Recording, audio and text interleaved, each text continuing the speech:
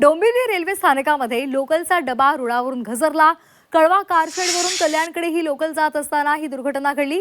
त्यामुळे कल्याणकडे जाणाऱ्या धीम्या मार्गावर सध्या आपल्याला वाहतुकीवर परिणाम झालेला पाहायला मिळतोय। आठवड्याच्या सुरुवातीचाच पहिलाच दिवस आणि ऐन गर्दीच्या वेळेला ही घटना घडल्यामुळे प्रवाशांचे मोठे हाल झालेले पाहायला मिळत आहेत। तर सध्या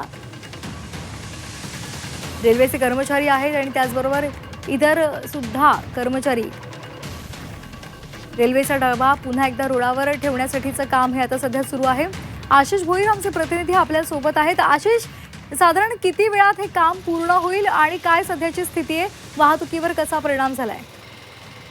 नक्कीच श्वेता, 8 वाजल्याची घटना आहे। डोंबिवली रेल्वे स्टेशनवरती लोकल आल्यानंतर जे शेवटचे 2 डब्यामधलाच एक डब्बा आहे तो रुळावरून घसरल्याने संपूर्ण जे डाऊन लोकलची जे वाहतूक आहे ते विस्कळीत झालेली आहे।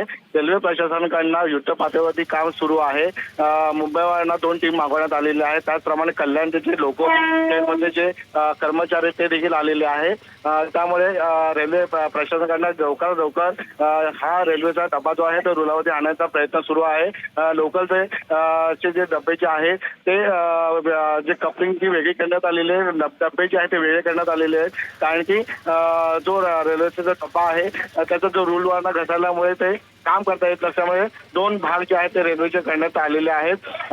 जे यंत्रणा जे लागतात त्या मुंबईवरनं जे आहेत ते मागवण्यात आलेले आहेत। मोठ्या प्रमाणामध्ये जे रेल्वे प्रशासन जे आहे ते लवकर काम कसं होईल ते प्रयत्न सुरू आहे। मात्र किती वेळ लागणार हे अद्याप सांगता येत नाहीये। स्वतः धन्यवाद आतिश दिलेल्या सविस्तर माहितीसाठी। त्यामुळे आता या संपूर्ण रेल्वेचा डबा हा रुळावर पुन्हा नेण्यासाठी किती वेळ लागेल हे काही सांगता येत नाहीये। मात्र सध्या वाहतुकीवर मोठा परिणाम झालेला आहे।